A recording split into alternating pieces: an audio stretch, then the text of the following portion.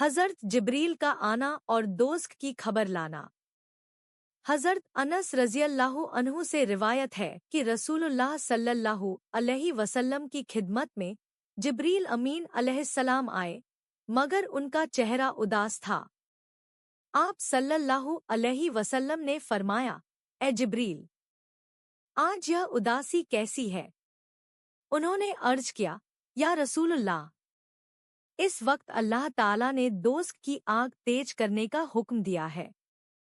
फिर फरमाया, जो मर्द या औरत दोस्त के होने को सच्चा जानता है और अल्लाह ताला के अजाबों को सच्चा मानता है, उसे चाहिए कि दोस्त के अजाब से डरे और अल्लाह व रसूल की फरमाबरदारी करे। फिर अर्ज किया, या रसूलुल्लाह, उस खुदा की कसम जिसने आपको सच्चा रसूल बनाकर भेजा है, अगर दोस्त के कपड़ों में से एक कपड़ा ज़मीन और आसमान के बीच लटका दिया जाए तो उसकी बदबू से दुनिया के सब लोग मर जाए। या रसूलुल्लाह, उस खुदा की कसम, अगर दोस्त की जंजीर की एक कड़ी पहाड़ों पर रख दी जाए तो पहाड़ दबकर ज़मीन के सातों तबकों के नीचे पहुंच जाए। या रसूलुल्लाह, उस खुदा की कसम, अगर दोस्त को सुई के बराबर भी खोल दिया जाए तो उसकी गर्मी से दुनिया के सब लोग जलकर राख हो जाए। या रसूलुल्लाह, दोस्त की लपट और आंच बहुत तेज है, उसकी गहराई बहुत बड़ी है, उसका जेवर लोहा है, उसका ईंधन आदमी और पत्थर हैं, उसका पानी खौलते हुए खून और पीप जैसा है, जिसे हजारों बरस से पकाया जा रहा है। इसके बाद रहमत आलम सल्लल्लाहु अलैहि वसल्लम ने पूछा, ए जिब्रील अमीन, कौन कौन लोग किस किस दोज़ख में जाएंगे? जिब्रील अलैहिस्सलाम ने अर्ज किया, पहली दोज़ख में मुनाफिक जाएंगे, जो ज़ाहिर में मुसलमान बनते हैं और दिल में काफिर और बेईमान होते हैं। यह दोज़खों में सबसे नीचे है। इसमें दूसरे काफिर जैसे फिरौन, हामान, नमरूद, कारून, शद्दाद वगैरह भी जाएंगे। इसका नाम हाविया है। दूसरी दोज़ख में मुशरिक जाएंगे, जो अल्लाह ताला की जात और शफाअत में किसी मखलूक को शरीक ठहराते हैं। इसका नाम जहीम है। तीसरी में सितारों, आग वगैरह की पूजा करने वाले जाएंगे। इसका नाम सकत है। चौथी दोज़ख में शैतान और उसके साथी और उसके मानने वाले जाएंगे। इसका नाम लज़ा है।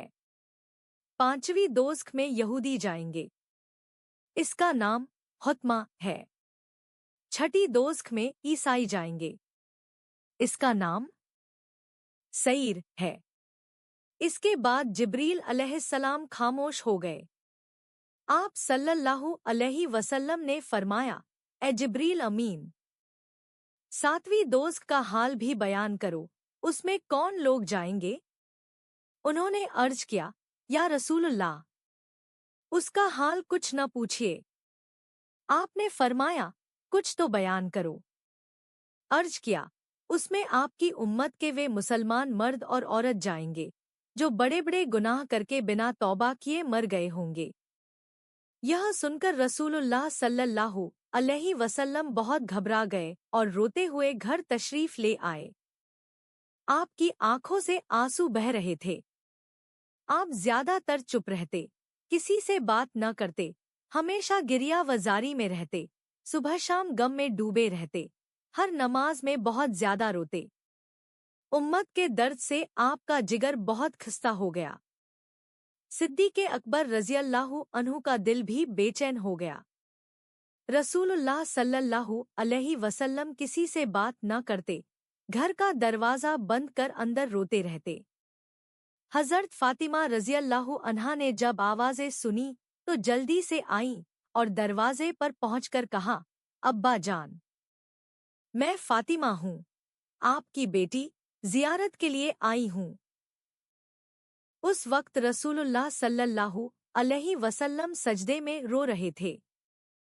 फ़ातिमा रज़ियल्लाहु अन्हा की आवाज़ सुनकर आपने दरवाज़ा खोला और उन्हें अपने पास बिठाया। फरमाया, ऐ मेरी आंखों की ठंडक, मुझसे क्या चाहती हो?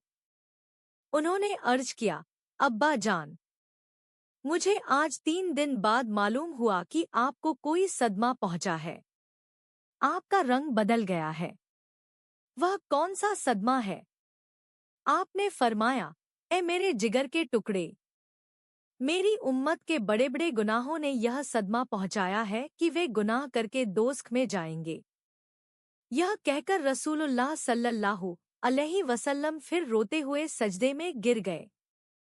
हज़रत फातिमा रज़ियल्लाहु अन्हा भी नंगे सिर सजदे में गिर पड़ी और दुआ करने लगी। ऐ मेरे रब, तू ही हक है, तेरे सिवा कोई माबूद नहीं। ए अर्श के मालिक, मैं तेरे दर की काबिल नहीं, मगर तेरा लुत्फ सब पर आम है। तू करीम है, तू गफ्फार है, तू हलीम है। मेरी सिफारिश से मेरी उम्मत को बख्श दे और उन्हें दोज़ख से बचा ले। अल्लाह ताला की तरफ से हुक्म हुआ, ऐ मेरे रसूल, मैंने फातिमा की दुआ कबूल की। सर उठाओ, गम न करो। क़यामत के दिन जिसे चाहोगे, मैं उसे बख्श दूंगा। हज़रत जिब्रील अलैहिस्सलाम ने यह खुशखबरी सुनाई। तब रसूलुल्लाह सल्लल्लाहु अलैहि वसल्लम सजदे से उठे और आपको सुकून मिला।